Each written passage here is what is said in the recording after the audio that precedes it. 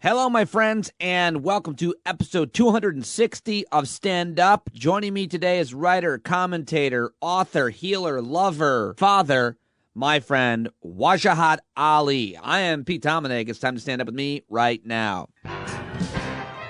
Hey, guys, welcome to the last episode of the last day of the year, and I hope that you are planning to stay home and be safe, and maybe you'll join our New Year's Eve party where I'm going to invite a whole bunch of folks to drop by real quick, regular guests on the show. That's tonight at 8 p.m. If you're a paid subscriber of Stand Up, you'll get the link, and you can join us there. I hope to see you tonight at 10 East for a very special New Year's Eve virtual party for the stand-up community. If you aren't a paid subscriber, go to the paid subscription link in the show notes right now, patreon.com/Pete Dominic. You can go there as well and sign up right now. The last day of the year that you can sign up, and I get paid on the first of the year. So sign up now if you aren't a paid subscriber and be a member of the stand-up community, which has been the best thing in my life, and so many of you have said it's been a great thing in your life in 2022. There's not a lot of great, amazing things happening, of course, with the misery and death that we are surrounded by, but this community certainly has been a really great bright spot for so many of us. Thank you so much if you are an active member, if you're joining us. Also want to take a moment to welcome new subscribers and say thank you to all of you as well. Marianne Taylor just became a $5 subscriber. Also, Helen Seydoux just became a $10 subscriber. Thank you, Helen. Aaron Pichalski is a subscriber for $10 as well. Welcome, Aaron, and thank you very much. Martha B. James just edited her pledge from $10 to $25. You can always edit your pledge upward. Thank you so much, Martha. That's awesome. James Lane just became a $10 subscriber. Thank you, James. Christopher Drake just became a $5 subscriber, as did Sharon Brewer. Hello, Sharon. Christopher. Glenn V. just signed up for a $5 subscription. And Julie Withoff. Welcome, Julie. $25 subscriber from Julie Withoff. Hello and thank you, Julie. Laurel Thompson Grossi, or Gross, Groce. How would you pronounce it? $10 from Laurel. Thank you, Laurel. Really happy to have you, however your name is pronounced. Mike Wolfson just signed up for a $5 subscription. My friend Kate Wyatt is now part of our community. She signed up with a $5 subscription. So Bob Emick just became a $10 subscriber. Thank you so much to all of the new subscribers here on Stand Up. I cannot do it without you. It's a free podcast, but it isn't cheap. I put so much work into it every single day, and I'm so happy to have you all supporting me. I hope to see you at the party tonight. And you can also hang out with us anytime on the Discord platform, which allows you to text and voice and video chat with anybody 24/7 on the Discord platform. You get access to that as a paid subscriber too. To learn more, check the daily email that you get. Keep those vitamin N pictures coming. So many folks sending me amazing pictures from their explorations outdoors, in the outdoors, even right here in the dead of winter in December. I took an hour-long walk today in Rockland State Park. It was freezing but beautiful, and I warmed up right away. Got some great shots myself and been sharing them on social media. I can't wait to get yours. Send them to me at standupwithpete@gmail.com. Subject, vitamin N, hashtag vitamin N. Okay, normally I have news and analysis here in the first segment of the show, but I'm slacking because it's Taint Week, and I'm taking a little time off to gather myself this week, posting one interview a day. So I didn't take the week off. I'm still posting podcasts every day and all brand new content. Really excited about my conversation with Wajahat Ali yesterday.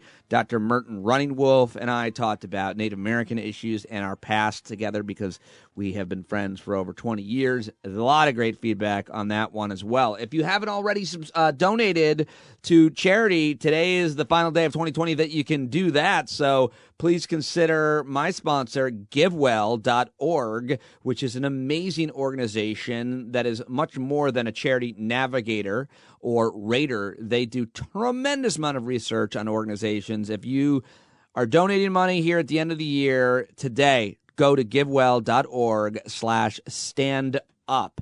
where they practice effective altruism and they make your dollar go the furthest, improve the most lives, and save the most lives. GiveWell.org/standup is my sponsor, and I'm so proud to be working with them. And I'm so proud of the conversation I'm about to share with you.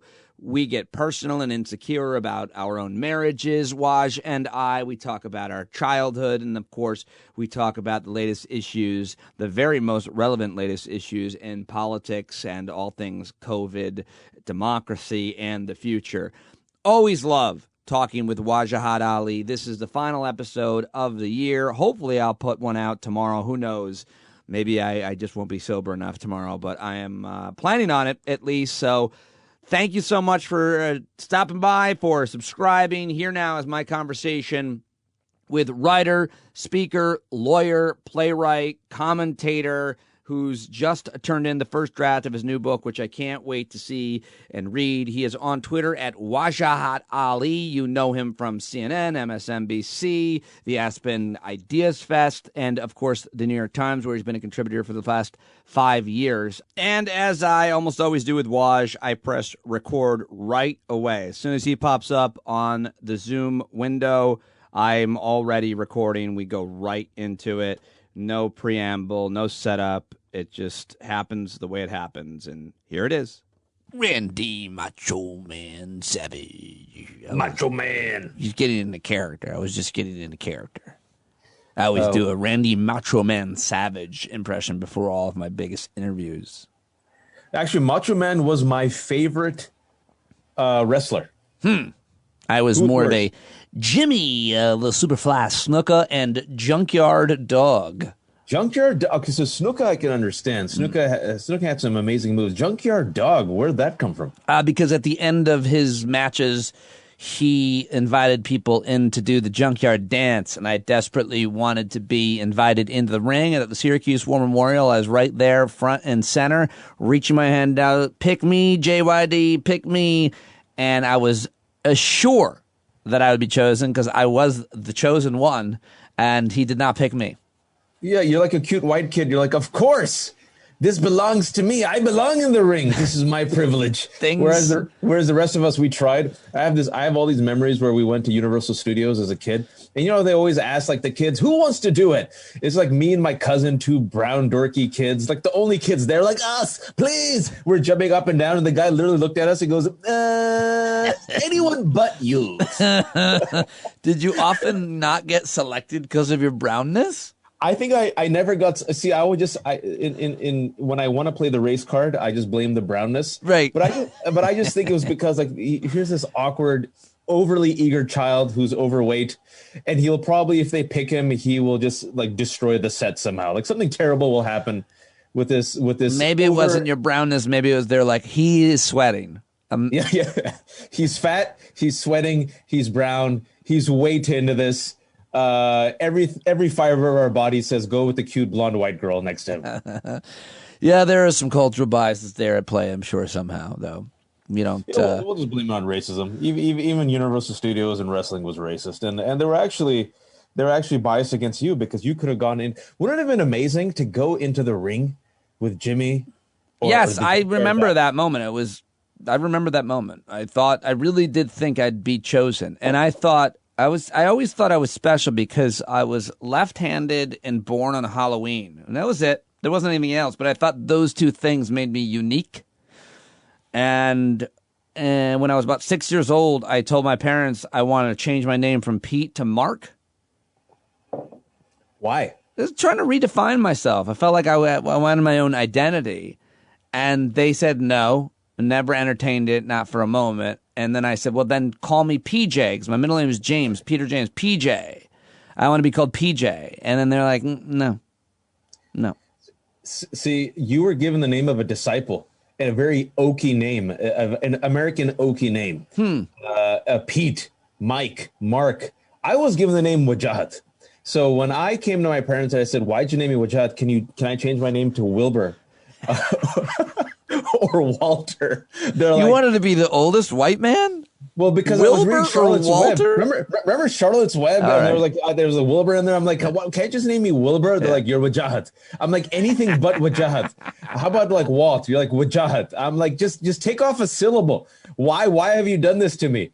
And I always forget that you, like me, are left-handed, so we suffer in the right-handed majoritarian world. Wajahat is also like, you were saying those names, my name, Peter and Mark, are like Okie, whatever that adjective means. But Wajahat is like a very much a sorcerer or evil magician name. The W and the J, they are strong with the power of dark forces, like evil magician. He is Wajahat, or I guess a warrior.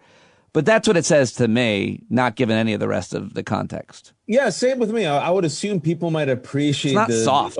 Overtly sinister, implications from a trisyllabic Pakistani name. Right. But unfortunately, that did not pan out growing up in the Bay Area in the 1980s, where they instead called me Wajah the Hutt. Oh, buddy. Which is pretty hilarious, though. Oh, well, you were an overweight child, so that must have been really brutal. Ho, ho, ho, solo. You played the role. That's what you do. That's how I learned that you were a funny person, because you use jujitsu. You take the insult and you inhale it, and then you spit it out and you make them laugh, and all of a sudden you're also the likable, now popular kid. Now tell me that didn't happen. That happened in 6th and 7th grade, as I slowly but surely realized I was not physically faster, but mentally faster than most people. Yes. And I had the best quips. Yes. And then once they make you laugh, once you make them laugh, they're a little bit hesitant to punch you. Like, they hold the punches. Yeah. They're like, oh, he'll make us laugh. He'll say something funny. And then if you're actually more funny than them in your own self-deprecation, then you kind of outwit them, and you actually deflect and delay the eventual beatdown. Because then what's the guy going to say? Oh, you're fat. And I'm like, that's all you got? Let me tell you about fat. And then you just You're exactly right, minutes. but you're exactly right. And I completely relate to you, which is part of why we're close, I think, on this level. But all that being said, it was 6th grade in the lunch line. Dave Cantor said, I'm a Buffalo Bills fan, and you're either a Giants, well, you could be. We lived in Syracuse. Giants, Jets, or Buffalo fan. But I said, why the Bills, not the Jets or the Giants? And he said, I like their uniforms. And I said, you like the team because you like their uniforms? And I was kind of picking on him. I wasn't making a joke. I wasn't using humor. Blow, Waj! Punched you right in the face in the lunch line. No build-up, just boom! Cut my lip wide open. I was like, what the hell? What the heck? He just had no time for it. None. That was economic anxiety at the time. His parents didn't give him lunch money. He moved out of the district like the next year, but a bunch of friends keep bringing him up on a alumni Zoom I'm a member of, and I tell them, please don't do that. The guy punched me in the face. Have you ever confronted him? Nah, I don't know where he is. I tried to find him. I hear he's not doing well. A part of your soul smiles. If I find him, I'm going to walk right up to him, punch him right in the goddamn face. And when he's like, what the hell's happened? I'm like, that's what you get. 6th grade. 40 years later. And guess what? The Bills are in the playoffs, and their uniforms still suck. I haven't forgotten, buddy. He's like, what are you talking about, man? I always remember the first time I made someone laugh. I was in the lunch line. 1st grade, James Leach Elementary School, was me, Chris, and Mercedes. And we're talking about what beverages we like, and then she said something like Dr. Pepper. And I just started riffing like Seinfeld. I'm like, Dr. Pepper? Is it a doctor or it's a pepper? What about salt? Nice. Does salt go and become a doctor, or is it a dentist? And all of a sudden, like, Mercedes just starts laughing, and I'm like, girl laughing. Good. Yes. Me like. Yes. Me do more. Well, it really is the kind of a simplicity to it all, and the humor breeds relationships. But how did you and how do you still, if you do, make new friends? Because I wonder if you relate to me in this level. When in kindergarten, Justin Farrar, who is now a music critic and a great guy, I do keep track with him. He had this is kindergarten. He had pinstripe pants with a pinstripe down. I've never seen him anywhere but on Han Solo. So I walked up to him, Waj, and I said, this is verbatim, I like your pants. I'm Pete. Will you be my friend? Totally not a stalker. No, just a transaction. Done. I like the transparency. He and I were best friends till I moved out of the district in the summer of after second grade. That's great. Because I liked his pants. Did you go up to kids and be direct about friendship, or did it just kind of happen more organically the way it does for most young American boys? Very late in life. One of my very few talents and skills is I'm a great wingman. I'm a great Flava Flav. So anywhere we are, suppose who's a person you'd get starstruck by? Like, just name me a person if you saw them. Now. If I saw someone, Oprah. Okay. I'm the type of guy who I will go up to anyone. Like, suppose we're at a party and you're like, "Wow, it's Oprah. I can't talk to her." I'm like, "Oprah? Oh, let's go talk." And then I'll just waltz over to Oprah and just chat it up with her, and somehow she'll be amused and intrigued by this crazy person, and we'd have an opening. Now, this was late in life. Earlier in life, I was the exact opposite. I couldn't talk to anyone to save my life. I just sat there quietly praying to Allah to hide my sweat and my fat, and that someone wouldn't make fun of me. And just maybe I'd meander my way through like God's good graces, and someone would take pity on me. And that's kind of how I made friends. Like, someone would take pity on me, and then they realize, oh, he's a nice kid, he's a dork. And Chris and Gene were my only friends in first grades because we were dorks, and we used to sit on the monkey bars and look at our crush. And our crush was Jennifer. And we lusted for Jennifer, who gave us the googly tinglies in the stomach, and we could never talk to her. But this is something like you learned this early in life. Mercedes was the girl who actually liked me, and I ignored her, the girl next door, and went for the unattainable white blonde princess. Yeah, who never gave me the time of day, and instead went for Ryan, the future MAGA leader. That's a sad story, but sadly I relate to it. I always went for the girl I couldn't get, and then the other girl liked me, and always swing. I always would swing for the fences. And for whatever the top-notch girl was, where all the guys liked her, I was like, me too. And I would always go first and then become her safe friend. Friend zone. It worked. Yeah, I got zoned right away. And then later in life, in my mid-20s, I hit my peak, and that's, of course, how I met my wife. But I wanted to ask you how you met your wife and what she likes about you right away. So you basically, I call it the NTP, the non-threatening penis. And so that's the NTP zone that I think you and I were in for most of our life. Yeah, you're straight. But you're not threatening. You're not, you can be in the friend zone. You have a penis, that it is a straight one, but it is not to be concerned with. It has no interest in you, and you have no interest in it, except for it does have an interest in you, at least in my case. It's like also the emergency penis, like break in case I broke up with my boyfriend and need a penis to lean on that I will not stroke or tend to in any way, shape, or form. Tend to. And our job is like, well, okay, we make you laugh. We'll be the emergency break. Rebound dick that would not be touched at all, and that would be fine. I also, what I did was I was sharing this with some Muslim friends. I was also, I was never a cock blocker. I was a cock enabler. I'm a great wingman. But I'm a Muslim. I'm not a suicide bomber. I was a great suicide cock blocker in the sense that I was so used to being in the non-threatening penis friend zone that once women actually liked me in college and I was a good Muslim guy, I used to be like, just QB sneak. That's all I need to do to get in the end zone. QB sneak. I'm a half a yard away from the end zone. And I used to freak out like, girl likes me, run in the opposite direction. And you would explode. And I would suicide cockblock. Disappear? Yeah, I would just like destroy myself. And the girl would be like, okay, I liked you. And I'm like, oh God. I just used to run 99 yards in the opposite direction. You just throw up and shit your pants? Like, what? It's over. Oh God, I'm sorry. She goes, what? You were charming and confident about 12 seconds ago. No. Crumpling on the floor, like twitching. She's in like, a puddle. Are you having a seizure? Should I call 911? You're like, no, just it'll go away. The shame will never disappear, but the rest of it will go away. Oh, it'll come up on a podcast in 20 years. Yeah, I was like that in my 20s, and it wasn't until my late 20s, just like you, where you kind of have a realization that women actually like me, and I can be charming, and oh, they're not taking pity on me. I'm no longer the fat kid. And so my wife, you've seen my wife. Yes. My wife was the girl, and this is going to be a 90s reference. There's Something About Mary. Remember that? Yeah, movie? I love that movie. Loved it.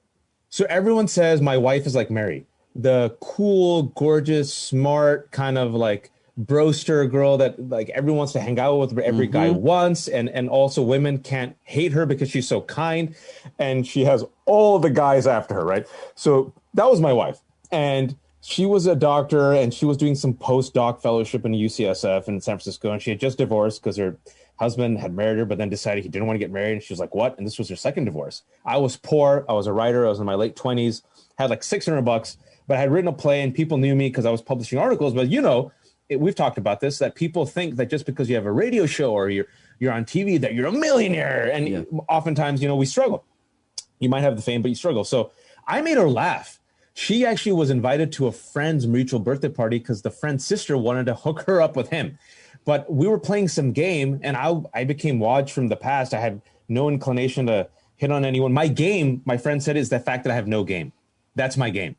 And so when you go in with no game and you just are who you are, I found out that women found me very attractive because they realized, oh, he's nice. He's not trying to be nice to get in my pants. He's funny. He's not trying to take over the party. He's just confident and casual with himself. And so she really was attracted, she said, to my humor. She always wanted to marry a guy who made her laugh. And I literally had nothing. I was broke as broke. And all these ballers were after literally, I travel the world and I encounter people who eyeball me, and I come back home. I'm like, Sarah, did you talk to this guy one time in Abu Dhabi? And she goes, I mean, maybe once we talked. And so all these guys initially used to look at me and they're like, how did she marry this mother effer when I'm like this wealthy doctor? And it was because she says I made her laugh.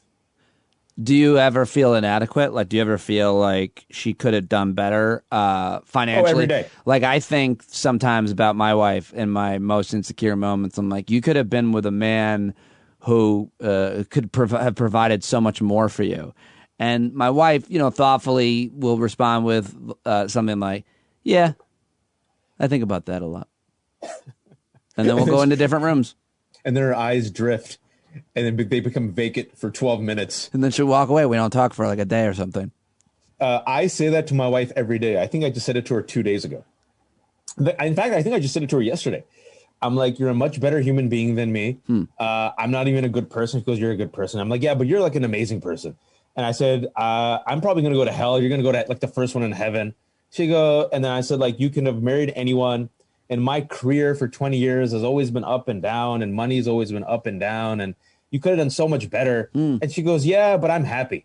And you know what she said? She goes, I've been married twice before, and I'm just happy. You let me be me. You're secure. You don't. You support me. You're goofy. You're good with the kids. You're funny, and I'm happy. So I'm like, all right, as long as you're happy, because I'm never leaving you. Like, I'm always afraid of you leaving me. I'm in this till death. I'm gonna chain myself to you, and you're gonna have to like cut my arm off. And she goes, no, I'm happy. I'm like, all right. Well, it sucks to be you. Great to be me. So that's how it is. That's great. You're in a good situation. I'm married way up. She knows it. My parents know it. She also knows what she wants. She probably knew after the prior relationships what she was looking for. And you probably fit that role pretty good and have continued to. I mean, if we're being honest, right? Like when you have experience, you know what works, you know what doesn't work, and you try to find the person who provides you, there's no such thing as perfection outside of me. Of course. And it was the mistake of the junkyard dog for not choosing the chosen one, just like it was the mistake of 80 million Americans for not choosing Trump. But verily, we will get over it as a nation and heal one day. But, she did. It is something interesting about divorcees, some friends of ours who've been married. The rebound is much different because they go into that first or second marriage thinking they know themselves and what they want and what will make them happy. They seemingly get a superficial version of it. And then they realize through that pain and that failure that this is what makes me happy. And so she says that often. She goes, those two husbands are way wealthier than me. One of them was a doctor. One of them was like in San Francisco, had the car, had the security, had the stability, have the 401k, all of it. But they never let her be. And there was always an insecurity, and their insecurity in those relationships destroyed the relationship.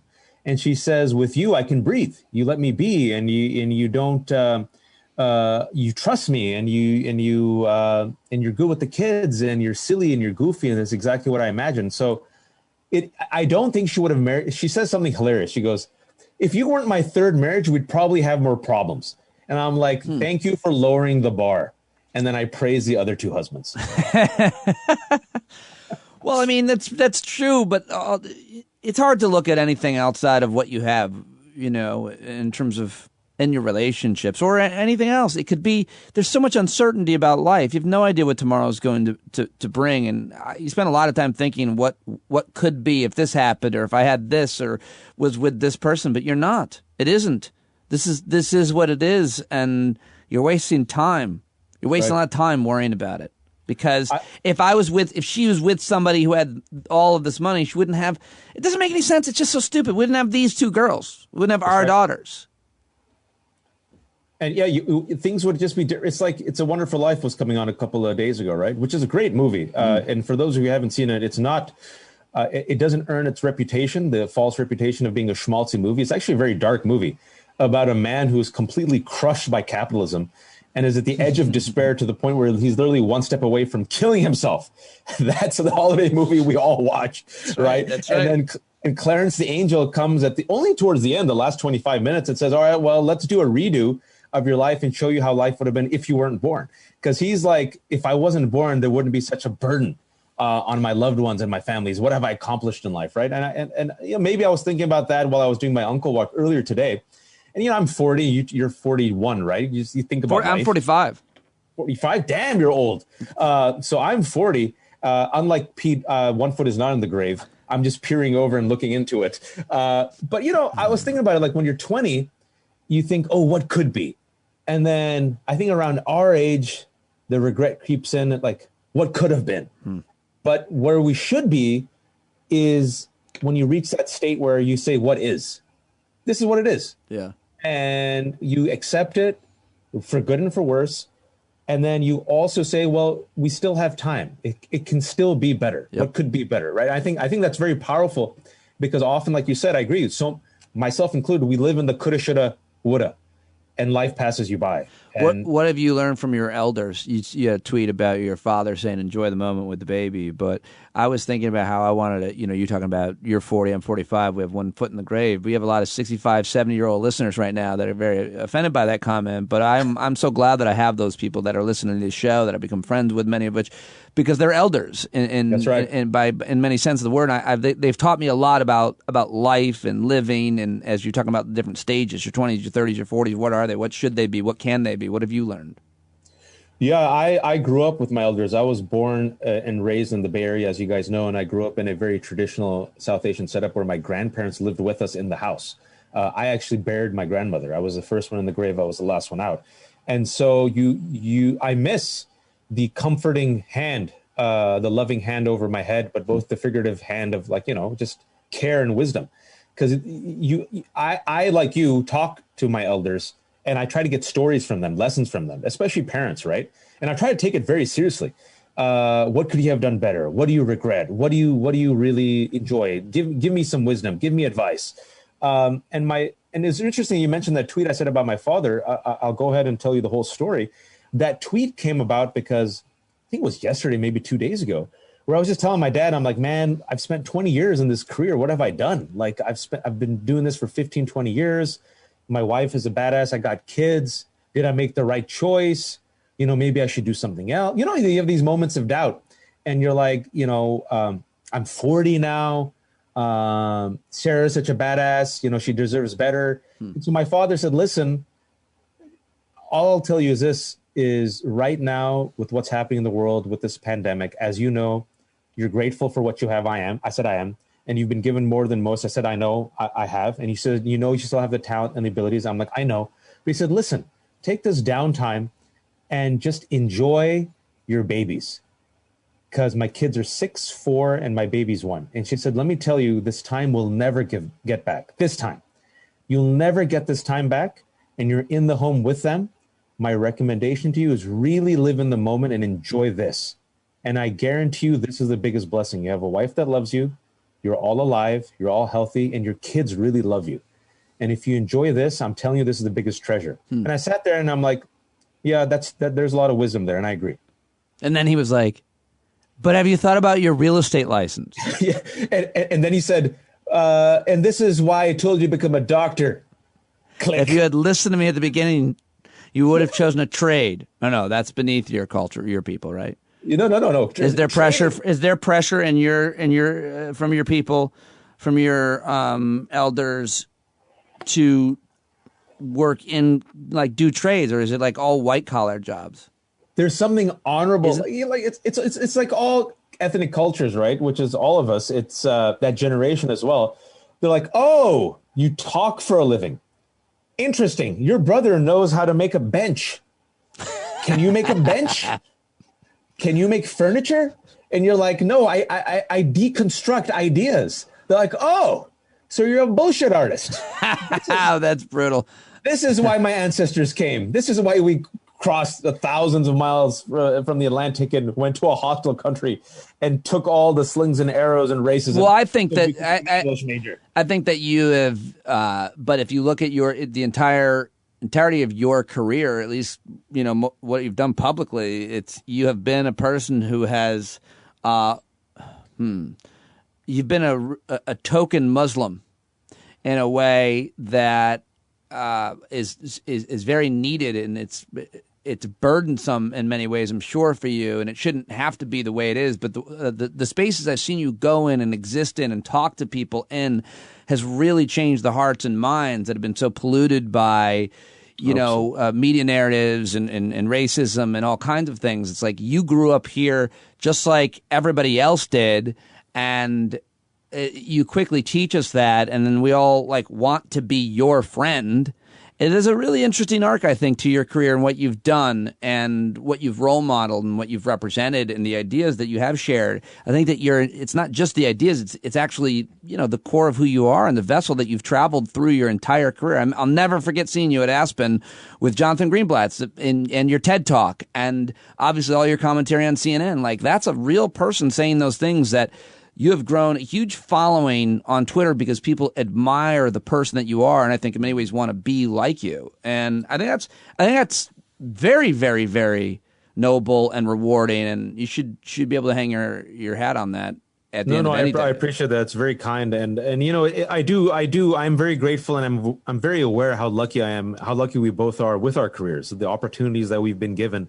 I don't take it for granted for a second, and I'm very lucky. And I've shared this on your podcast before, that my parents are very traditional, but very untraditional when it came to actually supporting my career, supporting my voice. And my father says that also to me. He kind of gives me that reminder once in a while. He goes, listen, you don't know how many people you've touched, and you've done things that other people can't do. And we have enough doctors and engineers. And all that. And he says, just, you don't know. He says, just trust me, you don't know. You sit there in your home, but they'll read an article of yours, or they'll see you on TV, or there'll be a kid who reads your play, and you could change your mind. And these things echo for a long time. Dude, I just read your last two New York Times columns, and I was as I got done reading them, I said, because I know you really well and I care about you a lot, I was like, I wonder if Waj ever, how often he sits back. I'm like, I'm a contributing opinion writer to the New York Times. I mean, there's such a big deal. It's such a huge thing to be, and it's not easy. And you say we're lucky, and sure, we are, but you're uniquely talented and thoughtful and smart and fearless and very funny. And I think that you have owned that, and you've been aware of that, and you've used it and applied it. And I love your pieces. I want to talk about them with you now. No, thank you. I was a New York Times contributing op-ed writer. I will announce that on January 1st, my 5-year contract is up.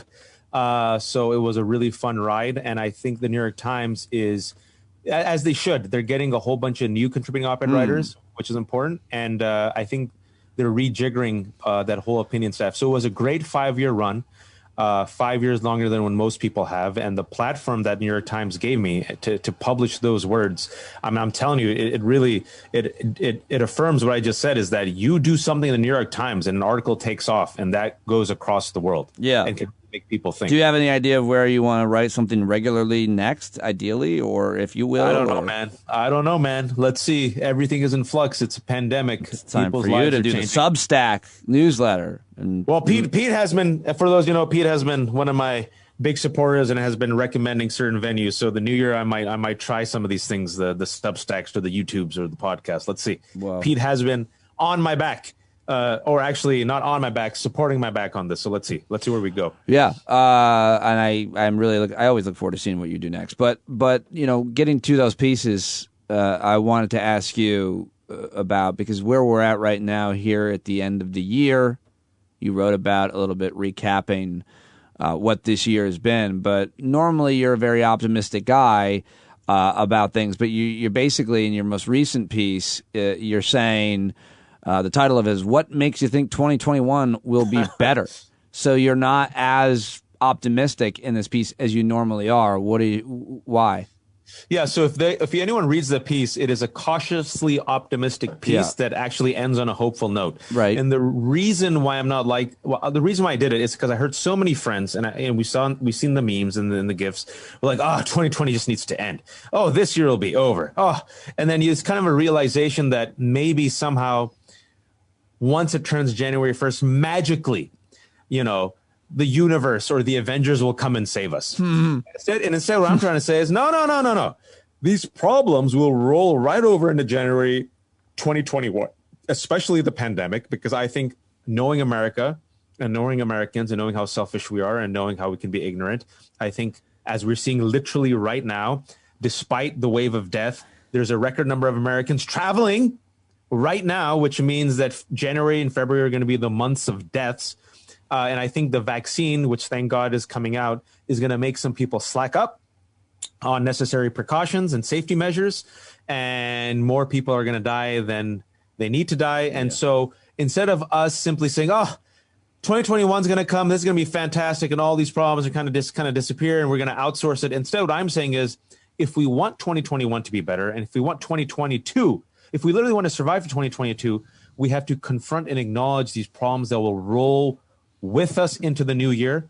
And we can't sit on the sidelines anymore. We have to fight for democracy. We have to fight for health. We have to fight for correct information. We have to fight for truth. And I said the first step is doing everything we can to get Ossoff and Warnock elected in this Georgia election that is coming up. Because if you don't think it's important, let me just tell you right now, Mitch McConnell, one of the most loathsome creatures in American politics, the Senate Majority Leader, who has all the power to take this stimulus bill to a vote, has killed the vote, which is literally denying our fellow Americans a measly $2,000 check that they need to survive. If you get a 50-50 Senate with Vice President Harris coming in as a tiebreaker, boom, it's done. So we got to fight. That's all I'm saying. It really is that simple. Rarely is anything in our lives that simple. But this election is, if you elect these people, you get money. You got to get a check. That's it. You'll survive. People will survive. I'm not sure the messaging has been that clear. My friend Pam Keith, along with Andrew Yang, put out this kind of campaign to try to give, everybody $2,000 a month for 6 months. Anybody making less than $100,000. It's very simple, and it's like you have to elect these two people to get that. And I haven't seen that kind of campaign, that kind of messaging as much, but I haven't been paying that much attention. And maybe it's a new thing, but no. Democrats are notorious at terrible messaging. There's several reasons for it, but that's what I would do. I would literally be like, vote for Ossoff Warnock. You get $2,000. You survive. Hey, I want to push back on that. I've been pushing back on that a lot. Are Democrats terrible at messaging, or is the audience for the message so diverse that it's very hard to craft a message? Because it's much easier to craft a message for a bunch of old white Christian people. And am I generalizing? Yeah. But it's a ton of white Christian people that live in rural areas. It's not. I'm getting a call. Is Sorry. that for me? Nope. So the point being, it's easy to message to a homogenous group. It's much harder to message to white people, black people, brown people, men, women, old, young, which is what Democrats and progressives are. I'm very glad you mentioned that, because in my answer, I was thinking the same thing, and I was going to actually expand on it, but I didn't. And so I'm glad you did. Is the Republicans can do it because they share a very tight, incestuous information ecosystem. Podcast to radio. Is that me again? Okay. It's the deep state. No, like podcast to radio to Fox News, right? And the demographics aren't that diverse. The problem is, yes, with the Democrats is that you have to cater to a diverse majority, but at the same time, a simple, effective message resonates. And you have to actually craft the message, and then you have to deliver the message, which Democrats, unfortunately, oftentimes haven't been that great at, sometimes pretty good. Example, sometimes they don't even know their own demographics. Example, Latinos. Right? They're like, the Latinos will come out. We're going to chase the whites. Well, look what happened. A Latino in Arizona is different from a Latino voter in Texas, which is different from a Latino voter in Florida. Yeah. And also, it's the weakness of the Democrats, like I've said, because if the right wing can get away by calling Joe Biden a socialist and get away by saying Democrats are, against cops, then that's the weakness of the Democrats that allows them to be vulnerable to that type of messaging. How, though? Like, how is it a weakness? Like, what are you supposed to do? If you start calling me, telling me I'm a Buffalo Bills fan, but I'm a New York Jets fan, like, what am I supposed to do? I know I'm not a Bills fan. I'm a Jets fan. Stop calling me a thing that I'm not. You have to be proactive. We were discussing on your show. Democrats need to first and foremost accept the label progressive. After accepting the label of progressive, they have to define progressive in a way which is broad enough that includes most folks, right? Then you have to communicate that message and what that message means. You have to literally communicate it and repeat it, rinse and repeat. Look, we laugh at this, but it works. Republicans, just think about it. Make America great. It fits on a freaking hat. You rinse and repeat. Say it again and again and again and again and again. Democrats need to... They have an ecosystem. They have the soldiers. You come up with a message, you rinse and repeat that. You get on TV, you get on radio, you knock on doors, on billboards. You can have enough people unified. This includes the squad. The squad can actually amplify that message to even the progressives, right? Create the message, amplify the message. Don't take your base for granted. Knock on the doors, use all of technology that you can, that Republicans, I'm sorry to say, are much better at. Look at Facebook. They dominate Facebook. Look at radio. They dominate radio. And then also attack. You have to attack. And that's what worries me a little bit about, not Biden per se, but maybe the Biden administration is I'm afraid that they won't see the right wing as a counter-majoritarian threat that they are, and they won't attack. I think people want an attack message that resonates. And right now you have a gift. Literally, they're doing this really well. I'll give them credit. Bernie's doing his job, right? Using this procedural hardball to try to, threaten the entire Senate to stay over the holidays to call a vote on the stimulus package. You got Schumer, who called out McConnell and said, yep, I agree with Trump. Democrats agreed. Let's do this. You got the House that said, yep, we passed the bill. Yeah. You got the squad. So now you have a full-on frontal attack where Mitch McConnell has to take a loss. Because what is he going to say at the end of the day? Ball's in your court, Mitch. We agree with Trump. Why aren't you signing it? So this is what I want more from Democrats, and I want to give them some props. This type of effective, uniform, you think this is going to work? Offensive messaging. At the end of the day, with the Senate passing $2,000? No, because Mitch McConnell, again, is an obstructionist to the end, and he will never give Democrats a win. But he's stuck because the more he delays on this, it hurts Republicans, it hurts him, and it's also hurting Perdue and Loeffler. Right? Because Perdue and Loeffler are like, we flip-flop. Now we're for the $2,000. Well, it's not socialist anymore, even though we weren't for it last week. Now what are they going to say? And then the more he keeps going on, the more Trump is going to cannibalize and attack pretty much everyone. He attacked Brian Kemp of Georgia. You noticed? It's hilarious. He attacked Kemp of Georgia. Unbelievable. I love this cannibalism. I'm actually against cannibalism unless it's Republicans eating themselves. So for right now, this is procedural hardball when it comes to Bernie. This is great messaging by Schumer, by Pelosi. And this is where you're seeing a really smart unity of the Democrats with the diversity that you mentioned coming together around a simple message. What's the message? Give Americans $2,000. Mitch, move out the way. If Democrats did this on 3 or 4 issues, I'm telling you, Pete, they can win some of these voters on the fence, and they can make themselves a little bit more less vulnerable to bad faith attacks by the Republicans. What do you think of Thomas Friedman, who today tweeted of the New York Times? We need to take care of Americans hurting because of COVID-19. We need to buttress our cities that are running out of money. We need to invest in infrastructure. But a $2,000 untargeted giveaway, in many cases to people who don't need the help, is crazy. Can we stop and think? He got pretty beat up for that tweet. But what do you think of that take? Yeah, that's absolute BS. That said, that is written by a man of privilege who has never been on the wrong side of a mortgage that is owed, that will kick him and his family out of a default payment on a car loan, on a bill that might shut off the heat, on a Comcast or Verizon bill that might shut off a much necessary, much needed internet.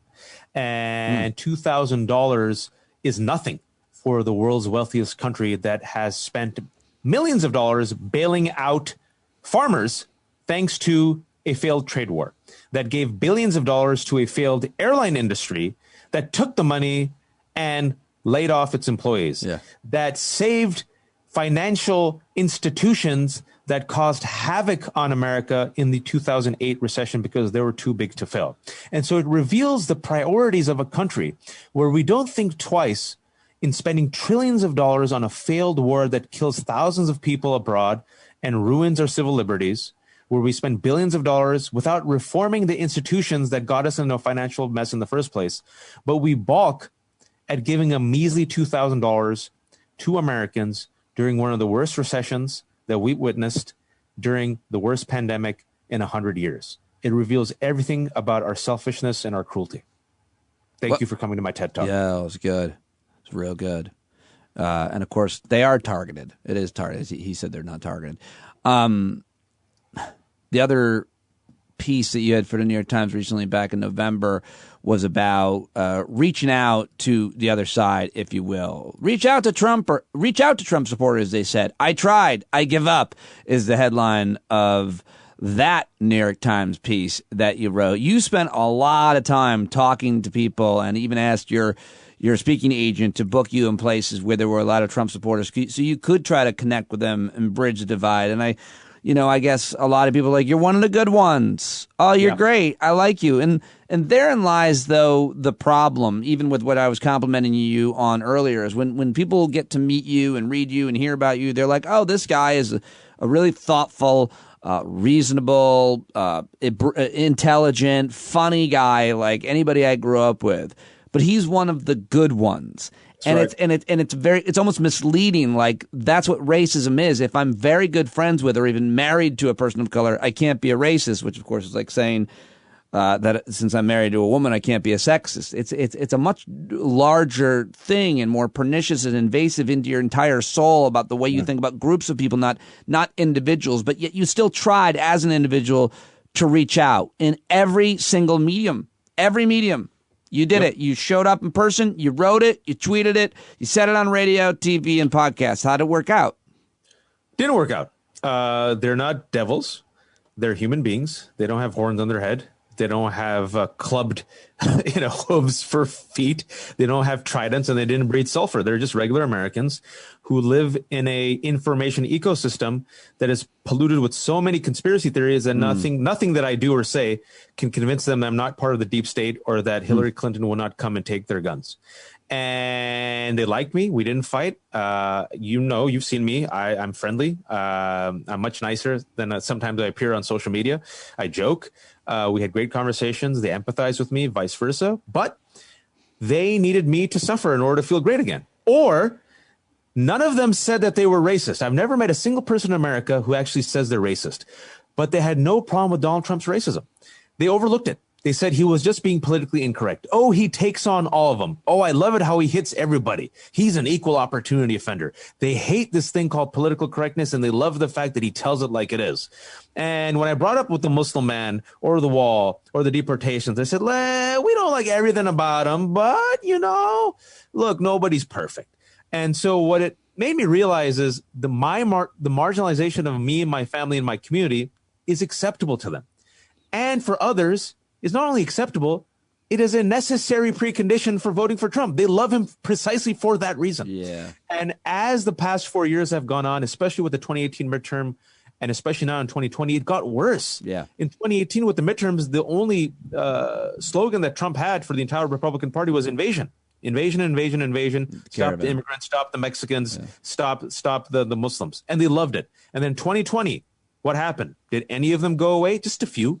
But he won over a bunch of other people. So it reveals a side of our country that I think most Americans don't want to talk about. They love the redemption story. They love reconciliation. But we don't love truth. We don't love the blunt, dark truths of misogyny, of racism, of classism, of cruelty, of white supremacy. We don't like talking about the fact that families came out and brought their kids to see black men being burned and mutilated and hanged in the 20th century. We have the photos. We have the documentary evidence of this. So there's a cruelty of America that is being exposed. And the last thing I'll say is I'm still hopeful. I ended the piece on saying the door will always be open. I'm a Muslim. I still believe people can find redemption. And even at the end, people can change themselves. But what I said is I do not want to use my limited time and talents on this earth investing in people who demand that I prove my humanity. Instead, I want to help build a multicultural coalition, which I believe is the majority, and move forward. And then if these folks want to join us, the door is always open. But you got to do some work. You have to reach out to us. Because last time I checked in the past 4 years, literally nobody has ever done the headline, when will Trump supporters reach out to the majority and ask them why they voted for Biden? And I look forward to that conversation. Yeah, that is such an important point that just does not get made enough in enough places, because those pieces were written by the hundreds, the dozens. They were, and still are. Still are, even after the election. Yep. This is Trump's country. I'm like, how is it Trump's country when he loses by 7 million votes and Biden gets more than 80 million and flips 5 states?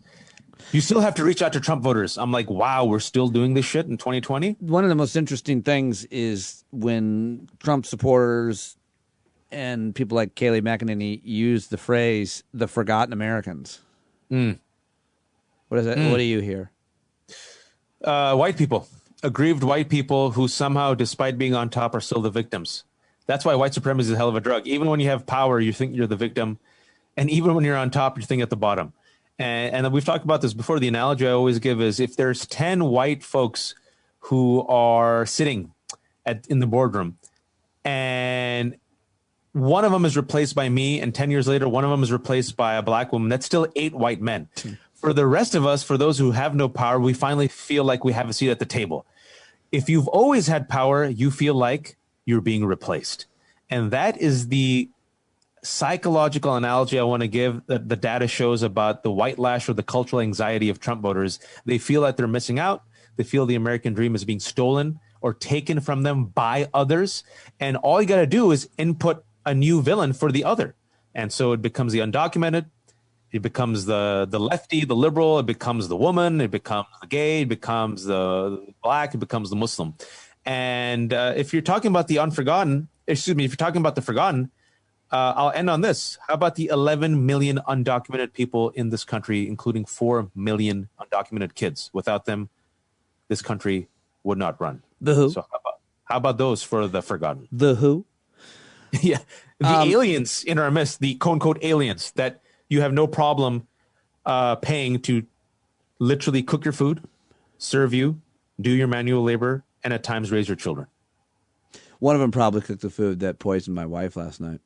Probably. Did she get poisoned again? What happened? I think so. I think she had like octopus tacos, and then she vomited in a way that made it sounded as if it was a horrible, horrible sound for a long time.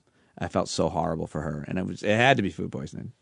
Had to be. Was it? I said, it's not COVID, because if vomiting with that kind of intensity for that long was a symptom, it would be all everybody talked about. Watch out when you get COVID. It sounds like you're vomiting up your gallbladder for an hour. It was horrific. But getting back to your point about we were in the darkest timeline ever, because you could be like, listen, you have the energy to vomit. That means you don't have COVID. You're doing well. Yeah.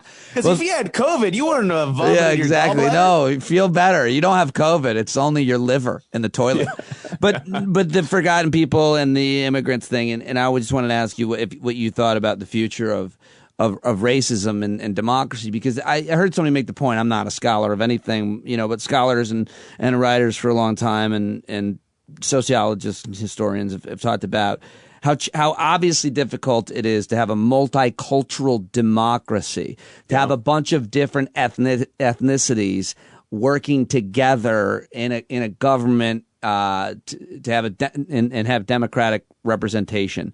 That's very hard, and it's almost never been done successfully. And that's what America is trying to be. But obviously, a lot of the whites don't want that to be the case. But it's supposed to be what we're on paper. It would seem 2020 paper. That's what it's trying to be. Can you do it? Can you have a successful multicultural democracy? It's going to be very difficult, man. I think it's possible. Have we ever? For some, not for everyone. The potential is always there, because look, this is a country where the founding fathers decided to throw off tyranny and literally in an act of rebellion had a war against the British monarchy to have a free country. And that free country, they decided to come together and say, yeah, but those blacks, they'll be 3/5 of a person. And 51% of the population, women, we're not going to give them the right to vote. They'll need an amendment in the 20th century. And F these labor laws. We'll have kids pretty much working in the mines because, they're not rich. And we care about ourselves and our own land and estates, right? At the same time, the same absurd country called America has a statue made by an Italian based on a Muslim woman that welcomes everyone in New York.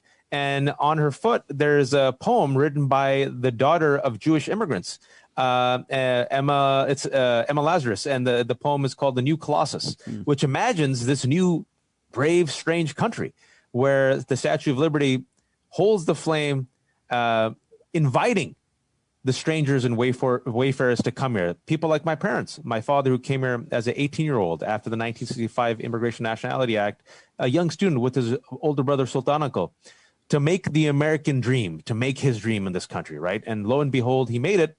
But like I said before, those streets in America aren't paved with gold. They're oftentimes paved with blood. That's always been the story. And if you look underneath, if you take your star eyes away from the American myth and actually look at the American reality, the ground is oftentimes painted with blood. And so moving forward, I am an optimist, but I'm a cautious optimist, as you know. We are witnessing the death rattle of white supremacy, which has become a death march. We're witnessing people get fed up with the systems that are put in place that have failed them. We're seeing people say, you're telling me capitalism's awesome, but I'm 25 years old. I'm in debt. I have no future. You're seeing people say, okay, I have no shot at the middle class dream. I can't even live like Homer Simpson anymore. An Atlantic article came out and said that the Homer Simpson ideal of the middle class dream, that's unachievable. He's like living like a king in The Simpsons, right? And so something's got to give, man. I don't think this is going to be sustainable. And I said this right before the George Floyd protest. My friends on a WhatsApp group, they were cynical. They said, America won't care. We're too cynical. We're too selfish. George Floyd died. Black people die all the time. It's a pandemic. Nothing's going to happen. I said, sometimes, and we've talked about this on your show, sometimes you just need a spark. Sometimes you just need that one spark that will illuminate this righteous rage, this fire that's waiting to be lit again. And look, that's what happened. The George Floyd's death, just for a variety of reasons, inspired 15 to 22 million Americans to come out on the streets, which ended up being the largest protest in American history. And before that, the largest protest was the Women's March that was done 4 years ago. And so it became a litmus test for politicians where you on Black right. Lives Matter and one way or the other. And obviously the right consider them terrorists, but the vast majority of Americans see it as the civil rights movement of our time. And if you don't align with it, Democrats got to say it. You have to say it. You can't say they're extremists in 2015. You can't you got to mention white supremacy. You got to mention classism. So this is where, in order to achieve that American dream, it goes back to a point we've made earlier. We have to fight for it. Now I'm saying we, everyone who's listening, everyone has to do their part, because we always thought that the system would save us. We always thought it could never happen in America. We always thought that we fought against the Nazis and we won. It's done. And right now, as I'm saying this, you're seeing Josh Hawley and the Republican ecosystem tending to the frail, broken ego of a narcissist who has literally tried to do a failed coup to stay in power. We got very close. Thankfully, democracy held, the people held, some of our institutions held. But what makes any of you think that if they could get away with it, that they won't do it again? Show me any evidence, Pete, that the Republican ecosystem has mainstreamed and become democratic in the past 2 weeks. I wish it could. It's crazy. It's bizarre. You want to think the fever's going to break any moment, but... And that's why I said, in that piece that you mentioned, the New York Times piece, when we said we have to move on, I'll give an analogy. And I don't know if I've shared this analogy on your show. Real quick, 1954, Brown versus Board of Education, landmark Supreme Court case, says that segregation is illegal, all right? Fast forward a couple years, 1957, Little Rock 9 black girls try to go to a integrated school. Go back and look at the photos and videos of the white town and how they reacted to these young 9 black girls. The National Guard had to be called, all right? They interviewed some of those folks later on in their life when they grew up. The young white girls were spitting at them. They said, oh, this is how we were raised. We're so embarrassed. We're ashamed. We changed. But guess what? A lot of folks didn't change. They lived the rest of their lives with that hate in their heart. They went to church. They made meatloaf. They went to PTAs. They were good dads. They had good intentions, but they were also racist to their core and believed that black people are inferior.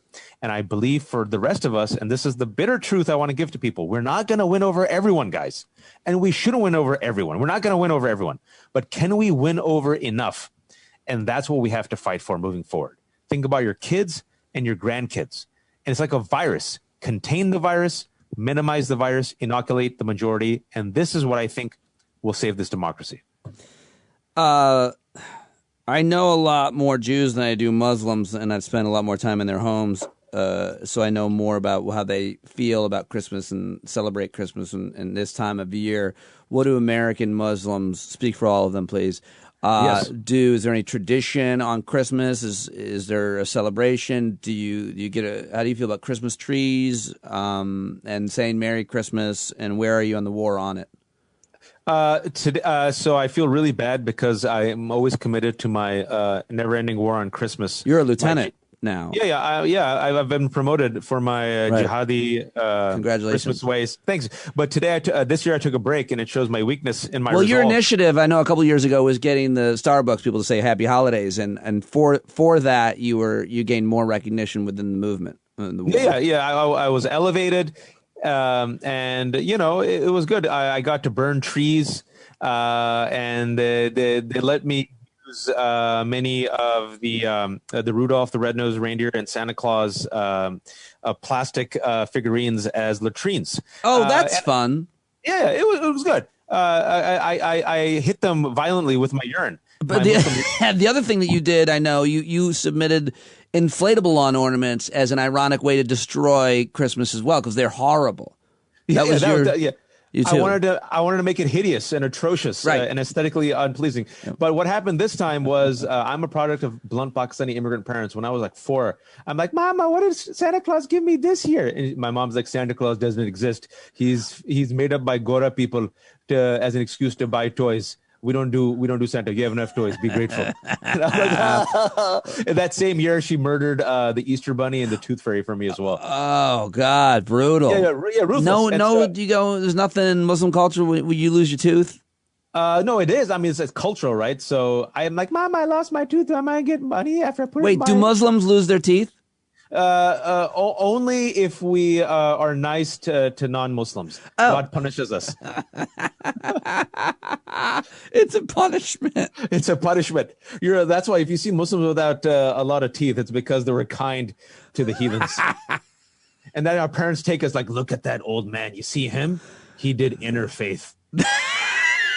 That could be you. That could be. You're like, oh God. He goes, next time you see the Christian and Jew, punch him good. Now to your friend Chad. Yeah. Tell him it's over. Yeah. Tell Chad he will burn in hell forever. Oh, forever. My impression is super racist. Yours is fine. Whoever that guy is. We had nothing. We had no trees. We had no lights. Oh. And like Jews, we used to eat at either Chinese or Pakistani restaurants. I used to eat at Pakistani restaurants. Huh. But this year, because I got kids, what we try to teach them like patience, and we try to defer instant gratification. So we bought some Legos for them like 3 weeks ago, and my wife just to get them off our back, she goes, "I'll give it to you on Christmas." And then they're like, "What's Christmas?" I'm like, "It's just Christmas. We'll give it to you on Christmas." And so they waited every day, and then we just like friggin' fine, and we wrapped them up. And I didn't buy a tree, but my son made a Lego tree, and we put a Lego tree on top of the presents, and we did our first official holiday tradition as an Ali family of opening presents on Christmas. And I think my South Asian ancestors would slap me in shame, but it was fun. It is fun. Like, I don't know. I mean, you're religious and I'm not religious, but we do Christmas. We do all the things and the tree and everything and the songs, and I love it. But it has nothing to do with religion or in any way. It's just. And you asked me about Muslims. It's a good question you asked, because a lot of Muslims are now doing that, just like Thanksgiving and Halloween. American Muslims, right? Like, look, we're Muslims. Just get a tree and do Christmas songs and we believe in Jesus, but we don't believe that he's like in the Trinity, and we don't believe that's his birthday. But that's okay. This is a cultural tradition shared in the West. It's lovely. You get the family together. You watch It's a Wonderful Life. You do dinner. You bring a tree, and so a lot of American Muslims are doing this now, and it's interesting to see the friction that happens within a religious community. Yeah, I can see that. Because some people are freaking out. They're like, what will we celebrate next? What will we give up next? We're going to assimilate and give up everything. And I'm like, you're wearing jeans, you're listening to Beyonce, you're eating a burrito, you dress up for Halloween, and you still fast during Ramadan. Calm the F down. You're an American. Everything will be fine. And so, well, there's something I understand. I do understand losing your culture and your traditions, feeling kind of nostalgic and regret about that, or adapting new culture, new traditions. I get that. I understand that friction that you're talking about is reasonable to me. It's not unreasonable. It's not hatred. It's just, it's like fear. People. It's like, huh? It's fear. Yeah, there's a lot of fear there. Yeah, it's understandable. We'll give it up, and if we give it up, we'll give up all the traditions that have been handed down to us, and we already have our backs against the wall, and it's already tough. And we taught our kids English, and they lost the other tongue, and they can't communicate with their elders. Yeah, that stuff. Yeah, it's like tough, right? So you can imagine the fear. And that fear is there, and the fear is there with the religious right in this country. That explains the reason why they are the way they are. They feel like they're up against modernity. Their backs are against the wall. They feel like they'll lose their traditions, their kids. They feel like everything's hostile against them. So they'll clamp down. The tent cannot open. If the tent does open, everything will fall apart. And then their daughter will have a tramp stamp tattoo and take vodka shots. And that's going to happen anyway. It has nothing to do with their son's going to change their pronoun and wear a dress, and it's all over. And so I'm like, how'd you get to pronouns from a Christmas tree? But that just shows you like that. So for us, we're not like that. I really like the tradition. I thought it was fun. My kids are like, Baba, we know we don't celebrate Christmas. We know we're Muslims. We just like the toys. Okay. And I'm like, it was sweet, and it was lovely. So I think this will be an annual tradition. I think it's it depends on your intention and the experience. I think you agree with me that Christmas can be very lovely. If you get the family together and you have these traditions, it could be really sweet. Yeah, what's for us, and it usually has been in my life. Yeah, for sure. I agree with all that. It can be. It can also be filled with stress and divisiveness and argument. But we had a wonderful little one. We FaceTime my parents. Great. Yeah, it was good. All right. I love you. Thank you very much. Thanks, man. Those are great. Happy holidays. Happy New Year to everybody.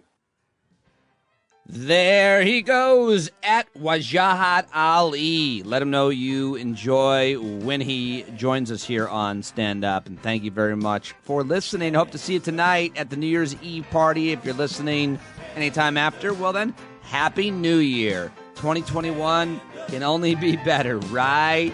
Thank you so much for your support. Make sure that you write a review of the show on iTunes. If you haven't signed up for a paid subscription, now is the time. This is the last time I'll ask you for 2020. Just go to patreon.com/PeteDominic or the paid subscription link in the show notes. I love you. You're not alone. I'll see you on the Discord platform. And tonight at the party at 10 East, look for the link in the Patreon email that you should be getting. If you're not getting, let me know.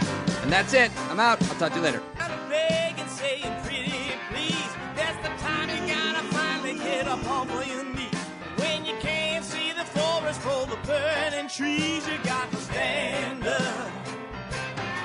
Hey, you've been sitting so long, you got the creep keeping knees. You gotta stand up.